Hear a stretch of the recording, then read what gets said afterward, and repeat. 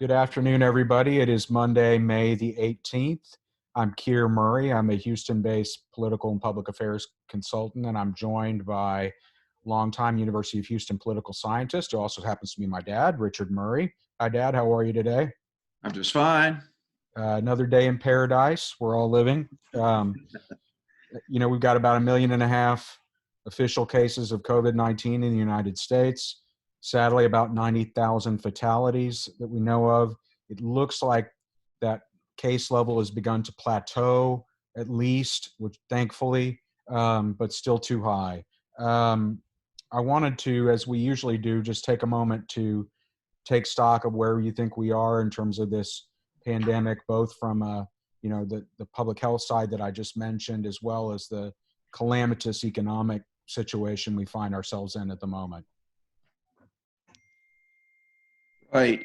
I thought one of the most interesting things this week on the economic front was Jerome Powell, the head of the Federal Reserve, giving a pretty sober assessment that it may take us deep into 2021 to recover. And since we're a political show here, that's way beyond the presidential election in November 2020. Powell looks more and more like, one of the real adults in the room that's not a BSer, but a straight shooter. And of course, he's also a person of great power and ability in some areas to move things like legislation. His comments make it more likely than ever that we got to have a fourth major stimulus package pretty soon, because if this recovery lags deeper into 2020, the Republican Senate particularly, which is the major stumbling block for a fourth round, will come under increasing pressure to save their own majority. Right, and we've talked about this some in the past. We've seen an increasing number of stories in the last week or two about national GOP operatives, elected officials, and others worried about the prospect more than ever of losing their majority in the Senate. It would take a net gain of three seats for the Democrats to do that. But since most believe they're likely to lose the Alabama seat that they captured in a special election, it will take a net of 4 to get to that, to getting a narrow Democratic majority in the Senate. Related to the next round of stimulus, should it happen, Mitch McConnell, the Senate Majority Leader, had voiced pretty strong opposition to the concept of that, citing deficits and that sort of thing. Now he said that the Senate won't be considering anything like that until after Memorial Day, I believe, is the latest, in a couple of weeks. What do you think is the likelihood they're going to have to take up this stimulus, and whether or not it goes through?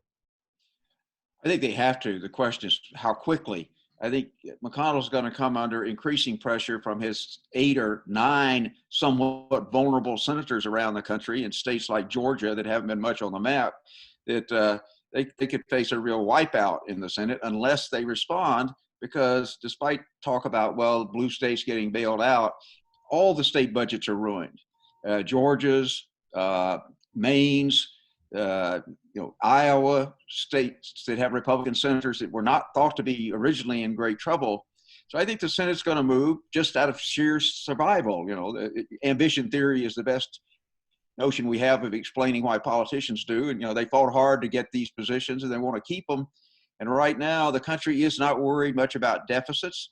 It's worried about getting out of this deep economic slump and, of course, restoring confidence in health. And the only way we're going to move forward on the economy, is virtually everybody across the spectrum, is more massive federal intervention. And that's what Powell was basically telling the Senate the last few days. I saw, I think, a polling nugget over the weekend that strong majority of Americans, something like 2/3 of the American public, is most fearful that the federal government won't do enough to help them in their current economic circumstances. So definitely something to watch. Let's turn to the president for a minute.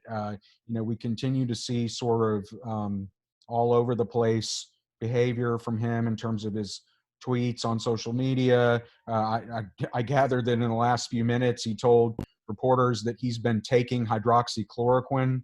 I don't know, as a preventive measure. This is, of course, this controversial drug that was invented for malaria treatment that some have claimed may have beneficial effects related to COVID-19. The research that's out there doesn't support that to this point. But the president's standing in the polls has clearly taken a hit in recent weeks, both at the national level as well as in these key battleground states.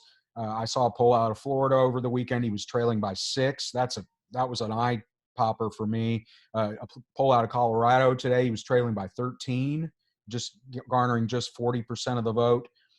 And as we've seen, a lot of the erosion in his polling support to date seems to be coming from a key cohort for him, seniors, a demographic that he carried solidly in his 2016 win, where now it appears he may be only running about even with voters over 65, or maybe even trailing a little bit. Talk a little bit about how you see Trump's polling, and particularly as it relates to seniors. Well, seniors' self-interest is different from a lot of other folks in this crisis. Most are retired. Very few have school-age children at home. So the kind of pressures from a lot of people that are worried about their livelihood and what the hell do you do with the kids don't apply in places like the Villages in Florida, where you have to be 55 to live there and no kids. So this is particularly worrisome, I think, from the president's side, because he did win seniors by about 10 points in 2016, way over his margin in the critical battleground states. Also, strategically, if you look where seniors are, the most senior heavy states in the Sun Belt are Arizona and Florida. They happen to be in play. The others are the string across the upper Midwest where Trump won the election in 2016, Pennsylvania, Ohio, Michigan, Wisconsin. And so if you lose seniors, it's not just a national polling problem. It goes to the heart of your whole electoral strategy. You can't win those states unless you're doing substantially better than he's polling right now.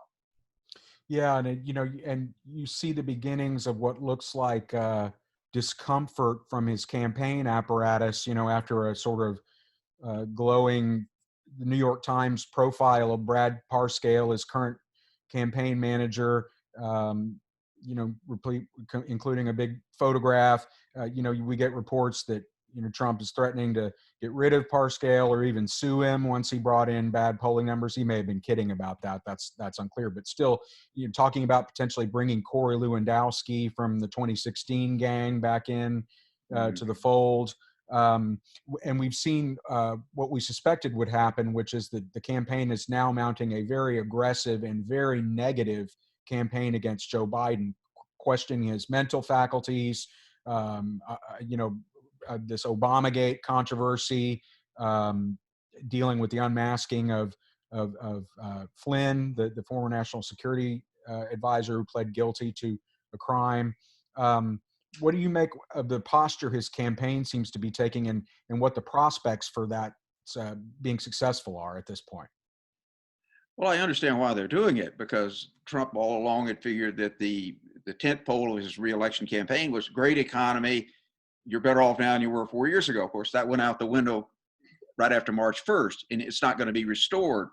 So therefore, your only hope is to make the choice a referendum on your opponent.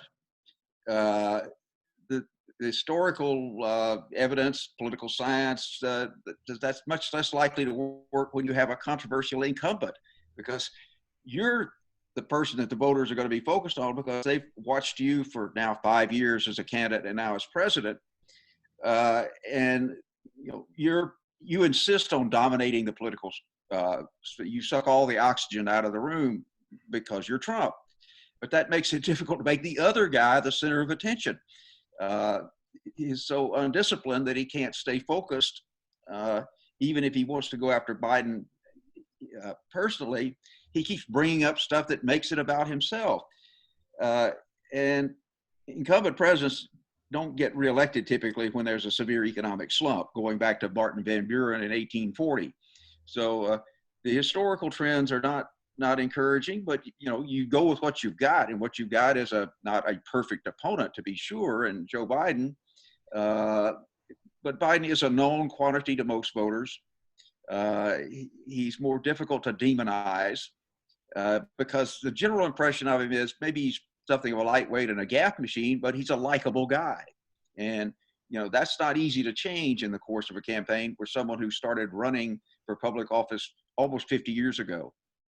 Yeah, and and of course, these sort of the big two sides of the way one might approach this campaign strategically, or is a, whether it becomes a referendum on the incumbent, which most reelection campaigns are, or in my judgment, what the Trump campaign had hoped to do was to create more of a side by side contrast in terms of the two candidates. When we had a stronger economy, my own sense was that was a dangerous. The second type was a dangerous campaign for Biden, because it reminded me a little bit of what happened in 2016, where the Trump people were able to muddy the waters about his personal conduct versus the Clintons, et cetera, and turned it into a wash, and he narrowly prevailed. It seems to me that as tragic as the circumstances are for the country right now, it's a much easier campaign for Biden to run when this race is going to be solely about the state of the country, both economically in terms of public health. And as you say, unless that trajectory changes pretty substantially, but in the next 5.5 months before the election, it makes the president's reelection much more difficult than I thought it was prior to this happening. And I think you could see that in that Biden's been able to effectively get away from running a mini campaign from his basement. And it has not hurt him at all in all the polling we see.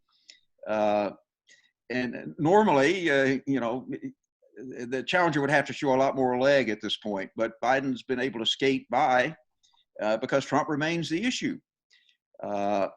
And it seems to me what we pretty much understand now on the healthcare front is that we're probably going to see a continued decline through the late spring and summer in infections and deaths, but they're going to remain at alarmingly high levels.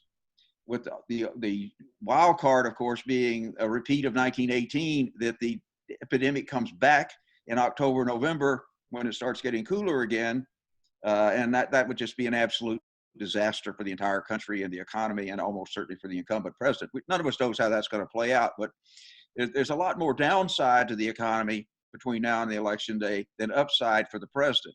Because as Powell was saying this week, this is going to take a long time, even under the best of circumstances. A vaccine is a fantasy at this point in 2020. It's just that would be absolutely unprecedented. And even if you develop one, it would be a hope for getting most people, in fact, inoculated. So the president's been dealt some very bad cards, and by his own conduct has not dealt with them very well. So he's in a tough spot. Yeah, and as we've talked about previously, I think he's missed an opportunity that I think any previous president would and has taken advantage of, to use a crisis as a unifying moment for the country and buy himself the benefit of the doubt with a lot of voters. Inexplicably to me, President Trump did not do that, but it's created an opportunity for the Biden campaign, who incidentally is made some news this week in sort of identifying their roadmap for how that they get to 270 electoral college votes and a win in the presidency. Obviously, winning the states that Hillary Clinton won, winning back some of the states like Wisconsin, Michigan, Pennsylvania that she narrowly lost in 2016, and adding some states to the mix for a reach, a sort of tier 3 group of states that includes Georgia, Arizona, and Texas, as we previously discussed. What do you think about the prospects for the roadmap for the Biden campaign to get to those 270 electoral college votes? Well, I think it reflects reality. Arizona, we've had a lot of independent evidence this year that state's become significantly less supportive of Trump and Republicans. They defeated an incumbent senator in 2018. She's running again in 2020. She's running badly behind in Arizona. Here in Texas, where I've lived for over 50 years, clearly I think things have really changed here in the last 4 years. Coterminous with Trump taking office, he's been a disaster for the Texas Republican Party, because we're such an incredibly immigrant dominant state now in our metro areas that Trump's systematic effort to almost deliberately drive minorities away, including most recently Asian Americans, is just an incredibly big political blunder. So his standing here in the suburbs has plummeted. The speaker in an unrecorded secret recording said, Trump's killing us in the cities and the suburbs. Well, Texas that's where, House Speaker Dennis Bonnen, right? yeah, Yeah. that's where, 70% of Texas voters live in the cities and the suburbs. And Trump lost them moderately. Cruz lost them even more in 2018. My own analysis here in Harris County is that Trump now loses this county based on what we know today, and assuming the election comes off under normal rules, by more than 300,000 votes, not the 200,000 that Cruz lost. Also, other counties like Holland, the big suburban county north of Dallas, it's also a very heavily Asian American community, like Orange County in California. Looks to me like it's swinging dramatically away from Republicans, and that puts the whole state in play. So Texas is a smart move for two other reasons. You have a half dozen congressional seats here that are winnable. That's the only real big pickup opportunities for Nancy Pelosi and the Democrats.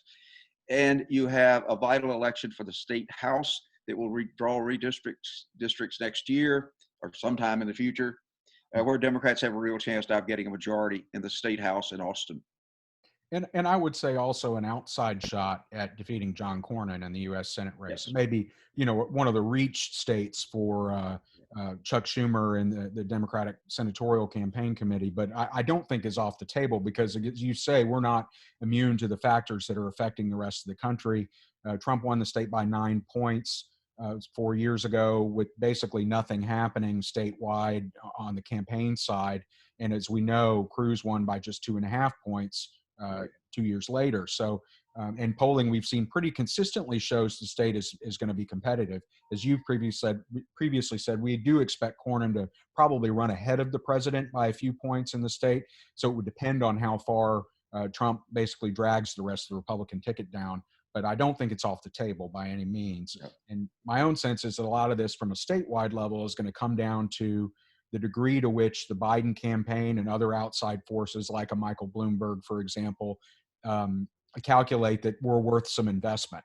The problem is for a state as large as ours, 16, 17 million registered voters is, and multiple media markets, a few of whom are the most expensive in the country, among the most expensive, is it costs a lot of money to play here on a statewide level. And so I think we're just going to have to see where things are around Labor Day to get any sense of whether we're going to get the kind of investment statewide from the national efforts that might be key to flipping the state. And in context, Bill Clinton's campaign in 1992 made the conscious decision to abandon Texas. And every presidential campaign since then on the Democratic side has done so, and which means Republicans could also ignore the state. But it looks to me like that is likely ending in 2020, that we're moving back into the competitive zone.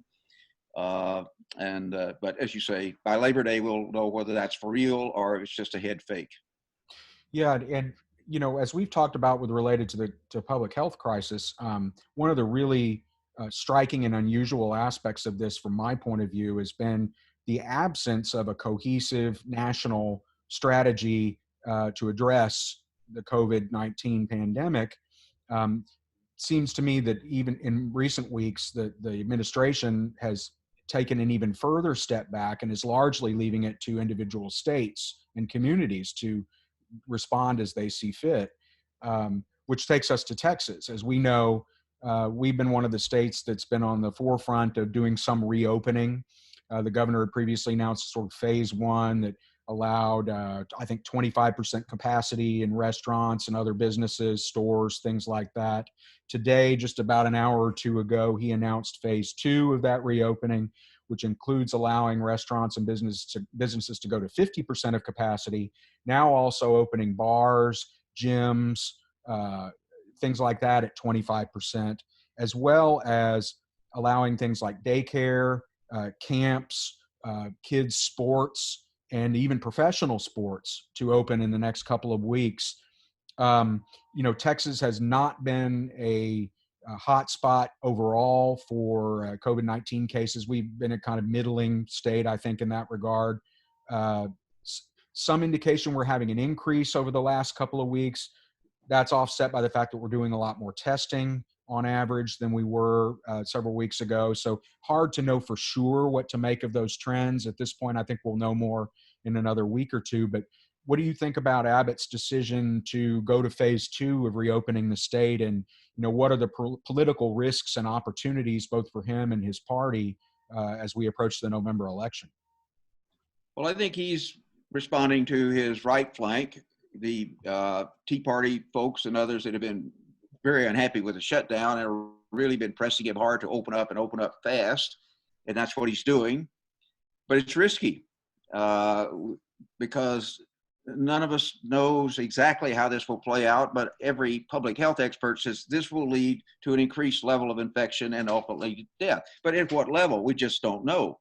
But we're not on coming anywhere close to meeting the guidelines that were laid out with a lot of fanfare a couple of weeks ago about what a state could do to reopen. We're getting way ahead of that schedule that the doctors Birx and Fauci laid out, with the president sort of grumpily looking on. And, the public health people say, be very, very careful.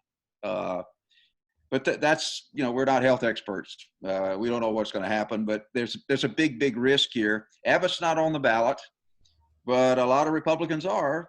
And if we have to get such a serious crisis that we have to start closing back what's been opened up, that's going to be an awful thing for the governors that perhaps got too far out in front of this.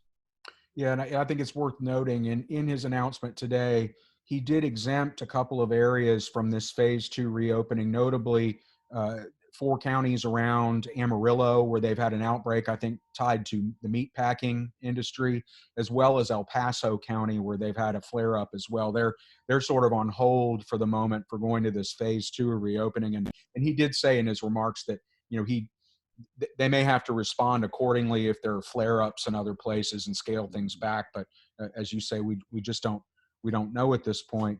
I wanted to turn to the Texas Supreme Court for a couple of reasons. One, I thought was an interesting announcement late last week that the court is now allowing evictions in the state and debt collection to go forward that had been temporarily suspended in the wake of this crisis, where obviously a lot of Texans are losing their jobs, at risk of not being able to pay rent and bills and things like that. I thought it was remarkable, particularly given that 3 of the justices, including I think the Chief Justice Nathan Hecht, are on the ballot this fall.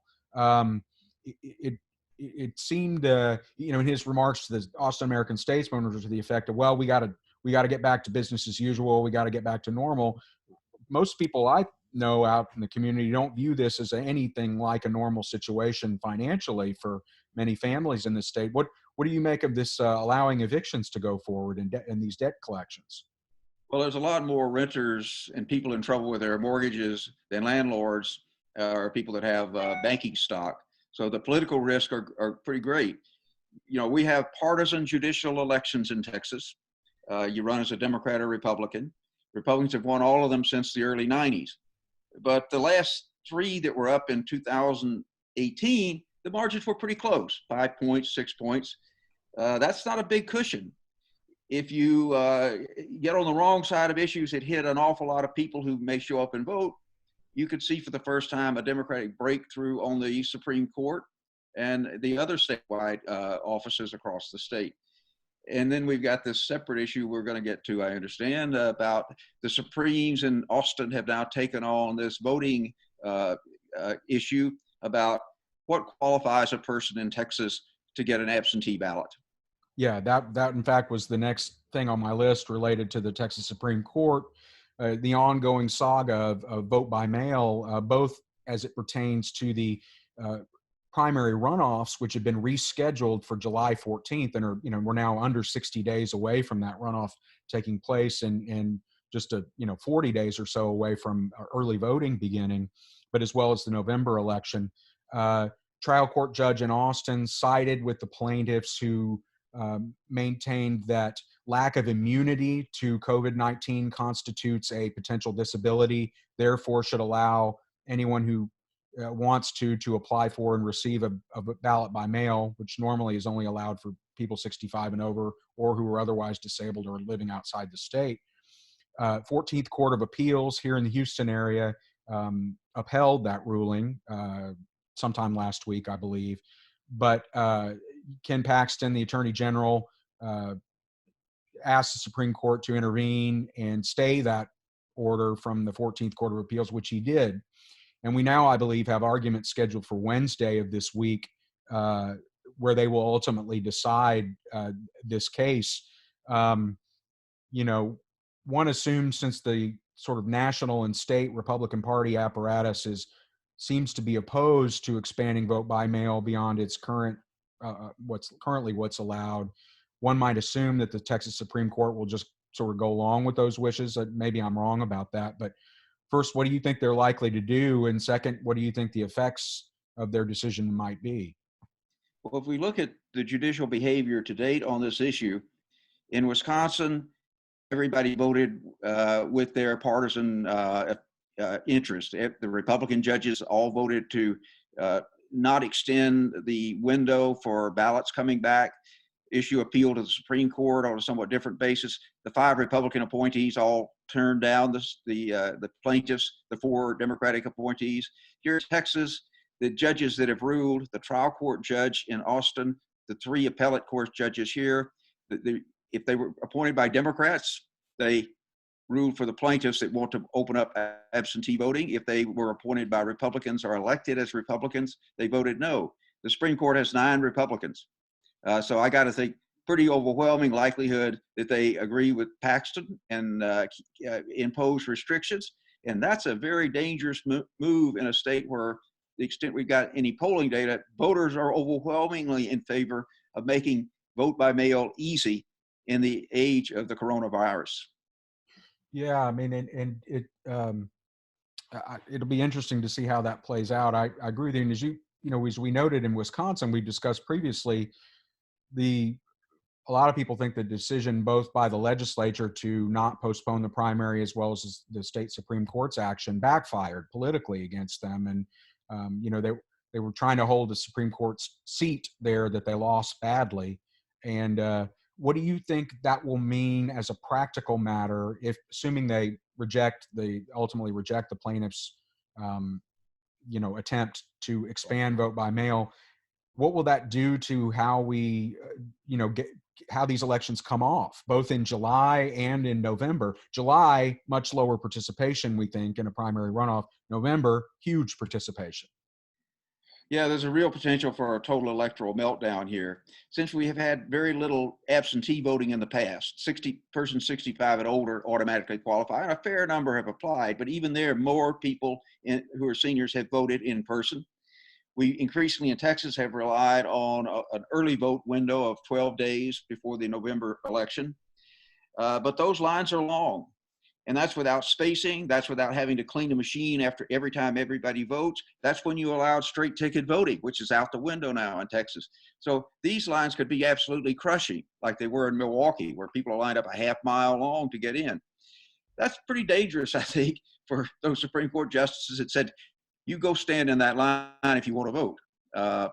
So I just find that some of the strategic decisions by Republicans on going on immigration so hard, but here on making it more difficult to vote by mail, which Republicans actually do well in mail voting, as we saw in California in the seat north of Los Angeles, and in Florida, which has a history of good Republican voting. So it's sort of something that Trump's kind of hijacked the argument and said, no Republican ever get reelected if we have mail voting, which is absolutely not borne out by the evidence.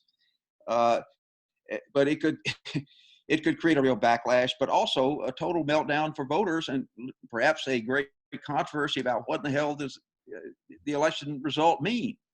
Yeah, and I think you add to that, Governor Abbott did, for vis-a-vis for the purposes of the runoff, allow, I think, almost an extra week of early voting. He started that in late June now, as opposed to early July. So there's some precedent that he's setting that we might get at least an extended in-person early voting situation for November.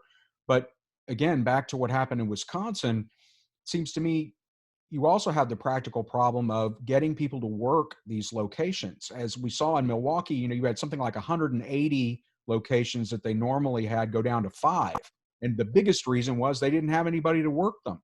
And if, especially if there's some resurgence of this COVID outbreak around the timing of the election or when voting, it strikes me that it's be very difficult to get people to potentially work the polls, which you have to do to be able to carry off the election. So I think you got all kinds of risks Yeah. in place and real potential to deny people their rights. So the one thing I will say regarding the litigation is I'm glad it's happening now, and that the Supreme Court, we would imagine, will rule soon. So at least we'll have some predictability about what's going to happen. Yeah, I think the state rules will be set in a few days. We do have two federal cases on somewhat different grounds that are going to take longer to resolve. But even there, I think the Supremes in Washington realize this is a really consequential election. We're the biggest state that has that requires a specific reason to vote absentee. 5 now do almost all the voting by mail, and another 28. Basically, any voter who wants to claim an absentee ballot has a right to do so. So we're in that minority of states, but if we're becoming a battleground state, this makes the stakes even higher. Yeah, and just for purposes of the audience, I mean, in my experience, what we typically see in a general election is 7 or 8% of voters cast their vote by mail. A very small percentage of the overall total. Maybe half are voting in person early. But if the expanded mail balloting is allowed, and we have to assume that voters who are already eligible, those over 65, many more of them are likely to take advantage of that this time, regardless of how the courts rule. But still, we got a recipe for problems, it seems to me. Right. In our county, we had 100,000 people vote early in November 2016. We had By about mail? 900,000 vote, absentee by mail. 900,000 voted in the early vote window, and about 300,000 voted on election day. But the lines are just, it's going to take a voter 8 to 10 minutes to vote the full ballot in Texas in 2020. And that's allowing time to clean every machine after every voter has cast their vote, to have spacing enforced outside the polling places, because it looks like the virus is still going to be around in October, November. Yeah, yeah. And I I want to stick with Harris County here for sort of our last topic, and just remind folks that if you have any questions after we get through this last little segment, I'm happy to take them. There's a chat function at the bottom of your screen that you can send them my way. It looks like we've got one that's come in. But sticking with Harris County, just over a week ago, our current county clerk, Diane Troutman, announced abruptly that she was going to be stepping down at the end of this month, citing concerns about her health and the COVID-19 crisis, and I think also just the difficulty that this is going to impose on her and the folks trying to run this election. We saw earlier today a story in the Chronicle about Commissioner's Court looking at the possibility of appointing an election administrator, as most of the large counties in Texas already have, that would essentially take the election administration function out of the county clerk's office where it currently resides, and take the voter registration system out of the tax assessor collector's office where it currently resides, combine that in an appointed election administrator position. I believe there are 5 people who ultimately decide this. It's the clerk, the tax assessor collector, the county judge, and then the chair of each party, the Democratic and Republican Party locally, would make that decision. So if you've got 3 votes from among that group, I think commissioners are expected to appoint an interim clerk to replace Ms. Troutman in the coming days, soon, as she's leaving at the end of the month. What do you think about this election administrator concept, and how that might potentially facilitate the execution of the election in November, especially, and also the runoff in July? I think it's a good thing. I think most populous Texas counties like Fort Bend have moved in that direction. It takes it out of the partisan elections. As far as I can tell, the people that have been appointed have generally done a good job, and they don't have to worry about running for reelection. And so I think it's a good move. We need to professionalize our election process across the board, try to make it less partisan. And I think, this is a trend that's going to continue in Texas and elsewhere, to try to hire professional career people that sole job is to run the elections. Yeah, and it related to it was interesting, you know, that the voter registration system has resided with the tax assessor collector's office. And I think I read that that's a relic of the Jim Crow era, right? Where you had poll taxes being levied on African-American voters and others. And sort of most counties around the state have gotten rid of that function from that office, but Harris County to date still hangs on to it. Let me look. I believe I've got a question here. Oh, doesn't look like it. I is there anything you want to kind of say to wrap up? I mean, these tend to continue to be very consequential weeks in politics, both at the national and state level. The uncharted waters. Hey, Keir, did you take everyone off mute? No, I asked them to text in. We do have a question that says, please comment on Jared Kushner's mixed non-committal response to the question about whether or not the November 2020 election will be held. Is it possible that President Trump can or will manipulate, postpone, cancel the election? I don't think he can do that, but I'll let you answer that. I know Jared can. Nor his father-in-law. The president really doesn't have much to say about the election coming off. His Constitution says we elect a president every 4 years. Congress has said this is the timetable we do that. The Supreme Court has held that's legal for the Congress to do it. And for Congress to change would require Nancy Pelosi agreeing to the changes. So we're going to run the election under the rules as they exist, as we did in 1864 in the middle of the Civil War. So we're going to have an election. I worry more about the mechanical problems of voting. But again, the good news on the voting front is that with the possible exception of Texas, all the battleground states are allowing pretty much unlimited voting by mail, which will give each party an opportunity to cure any turnout problems in Pennsylvania or Michigan, Wisconsin, Arizona. But we'll have the election. But we have the real potential for chaos in Texas because we're one of the few big states that is not apparently inclined to allow people to request an absentee ballot. Someone asked comment on the status of the Veep stakes, Joe Biden's vetting and consideration of a number of women to be his running mate in the fall. Well, I think that's pretty much moving along the schedule we expected. Biden obviously went through that process himself and was ultimately chosen. He's got some time. It also, you try to, I think, build up the drama of letting a lot of people be seriously considered so that they feel respected. Obviously, all those people are women in 2020. It's ultimately a personal decision. Biden's a longtime professional politician. It'll tell us something about his sort of final winning strategy. Does he go with someone that would run strong in the upper Midwest, restore the blue wall? That would likely be Amy Klobuchar. Or does he go to a woman of color, maybe Kamala Harris? Or does he try to bring in more of the white liberal professionals that were, supporting Bernie and particularly Elizabeth Warren? Seems to me those are the three choices he has to make. And it'll tell us something about his November plan when he rolls out that person, which I assume would be toward the end of June, the first week in July, time to sort of maximally impact things before you have this summer break. And get a snapshot closer to the actual election of what the landscape actually looks like. It looks candidly very favorable for the Biden people right now, but as we know, things can change in politics pretty quickly these days. Yes. Lastly, what do you think about the runoff coming up for Democratic and Republican primaries in July in terms of participation, both at state and local level here in Harris County? I think miserable turnout, 5, 7, 8%, maybe a little higher in some of the suburban districts where there's competitive races, particularly for Congress, like south of here in the 22nd district. Republicans have a very expensive primary going on. That'll probably drive turnout, maybe to double that level.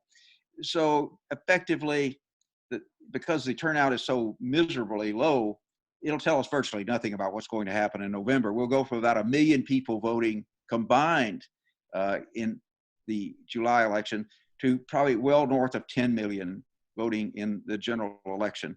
So, there's some important races to be decided. The most important on the Democratic side is the Senate nomination against John Cornyn. It looks like MJ Hager is pretty strongly favored. She's raising more money, and she was the choice to the Washington establishment. Royce West, her opponent, doesn't seem to be running a very energetic campaign. And in Texas primaries, women have a big advantage now. Yeah. And I think, I agree with you on the low participation. I think that's what we've seen historically. I think that will be amplified by the ongoing public health concerns that are going to make a lot of people who don't feel strongly about a particular race in that runoff just pass and wait for November. The one thing I will say is I think not all, certainly in our county and a lot of places around the state, it'll make those existing mail ballots important, because I believe anybody who votes in the first round by mail automatically gets a runoff ballot that they can then mail in. It'll also be interesting to see to what degree individual campaigns try to experiment with using expanded vote by mail activities maybe for folks who voted in the first round in person and who are eligible to vote by mail, to see if you can get them to cast a ballot by mail in the runoff as sort of a trial run for expanding this, at least with voters 65 and older in November.